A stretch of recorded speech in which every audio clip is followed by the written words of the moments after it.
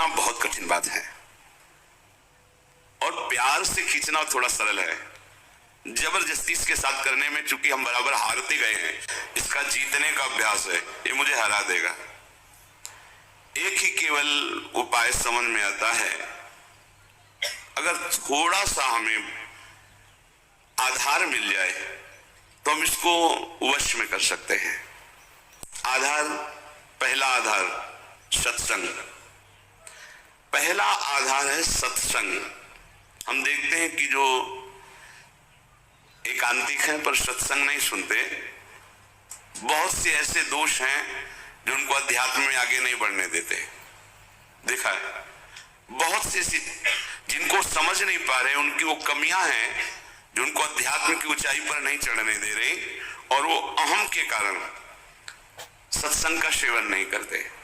मैं सब जानता हूं, और इसी अहम में वो कमी बैठी हुई है जो तुम्हें भगवत साक्षात्कार नहीं होने देगी। देखो, भगवान शंकर को कुछ जानना नहीं है, लेकिन प्रसंग पे पाया गया कि काकभूषुंड जी जब भगवत चर्चा सत्संग करते हैं तो भगवान शंकर हंस रूप में वहां जाके सुनते हैं, क्योंकि शिव रूप में जाएंगे तो फिर उनको खड़े होकर के आदर करेंगे, पास बैठा लेंगे, फिर बोलेंगे नहीं, क्योंकि आदि महादेव विराजमान है उनके सामने कैसे, तो हंस रूप में जाए।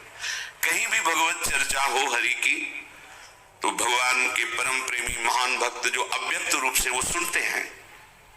कहीं भी भगवत चर्चा हो, हनुमान जी जैसे परम ज्ञानी बैठकर सुनते हैं चुपचाप, गुप्त रूप में आकर के, ऐसे कि जैसे हम जान ही न पावे, ऐसे बैठ के सुनते हैं।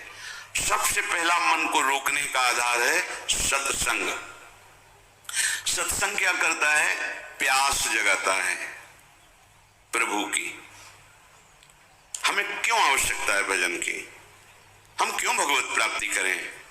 क्या जरूरत है? हमें जरूरत है भोजन की, रुपया पैसा की, भोग सामग्री की, पद प्रतिष्ठा की, वाहवाही की। ये असत्संग की बातें सत्संग में पूर्णतया धीरे धीरे अंदर की जो मन में बैठी हुई वो नष्ट हो जाती है, और निश्चय होने लगता है कि भगवत प्राप्ति और भजन ही यही जीवन है। दूसरा आधार प्राप्त होता है भक्त प्रियता। भक्त प्रियता का तात्पर्य होता है उनके शरीर से राग नहीं, उनके द्वारा जो दिया हुआ उपासना का स्वरूप है वो प्राणों से भी अधिक प्रिय लगे। कल किसी ने एकांत में पूछा था, हम आपके हैं पर बहुत दूर रहते हैं विदेश में, ये बर्दाश्त नहीं होता, आपसे दूरी बर्दाश्त नहीं होती। अच्छा है, पर उससे विवेक पूर्वक समझिए, हृदय की नजदीकी सबसे बड़ी नजदीकी होती है। शरीर की नजदीकी आपकी है और हृदय की नहीं है तो आप हमसे बहुत दूर हैं। भक्तों के संग का निर्वाह करना बड़ा कठिन होता है, क्योंकि भक्त का संग का जब रंग चढ़ेगा तो वो अपने स्वामी के दरबार में ले जाने लायक बनाएंगे।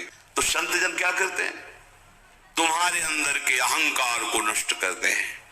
अब जब अहंकार पर चोट पड़ी तो जैसे सांप की पूंछ पे पैर रख जाए तो फन ऐसे अहंकार उड़ता है, तो हम दूसरी जगह देख लेंगे, और जहां वो दूसरी जगह खड़ा दिखाई दिया, गया मार्ग गया। अब नहीं, सब जगह से भाग करके एक ही उपाय है, महारानी की शरणागति।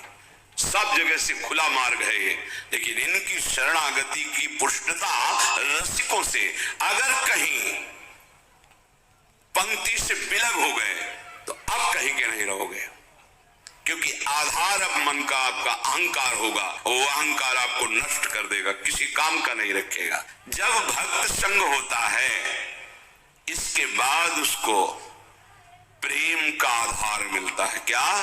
नाम में प्रीति, रूप में प्रीति, लीला में प्रीति, प्रभु की सेवा में प्रीति। अब जैसे उसे ये आधार मिला तो फिर मन लगाना नहीं पड़ता, स्मरण प्रारंभ हो जाता है। तो जब हमको किसी भक्त का संग मिले तो समझना कि मन का आधार मिल गया है।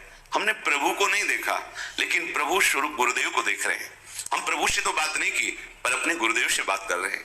प्रभु की आज्ञा को तो हम नहीं समझ पाए, क्योंकि गीता, भागवत, वेद सब भगवान की आज्ञा है, पर हम गुरुदेव की आज्ञा पर चलते हैं। तो इनकी कृपा से ज्यादा प्रयास नहीं करना पड़ेगा, मन स्वाभाविक लगने लगेगा। गुरु के सानिध्य में रहने, सानिध्य का मतलब समझो पहले कह चुके हैं, नहीं लगेगा हम तो सानिध्य में नहीं, हम तो अमेरिका में रहते हैं अमुक जगह। जो गुरु सानिध्य मतलब उनकी आज्ञा में, हृदय की दूरी है, हृदय की नजदीकी है, उनके सानिध्य में रहते हैं, उनको ज्यादा प्रयास नहीं करना पड़ता। क्यों? उनके वचनों में वो पावर है, मन को घसीट लेता है। जैसे चुंबक लोहे को घसीट लेता है, ऐसे गुरु के वचनों में, गुरु प्रदत्त नाम मंत्र में पावर है। वो आचार्य परंपरा से सिद्ध मंत्र वो घसीट लेगा। कब? जब अनन्य भाव से उनके चरणों में प्रीति है। बहुत बहुत धन्यवाद महाराज जी, हम सबको इतना सुंदर सत्संग ज्ञान सुनाने के लिए। दोस्तों, महाराज जी की इन बातों को फॉलो करोगे तो कभी आपको भटकना नहीं पड़ेगा। सारे रोग, दुख, तकलीफ, बुरे कर्म से सदा बचे रहोगे। वीडियो को लाइक, कमेंट, चैनल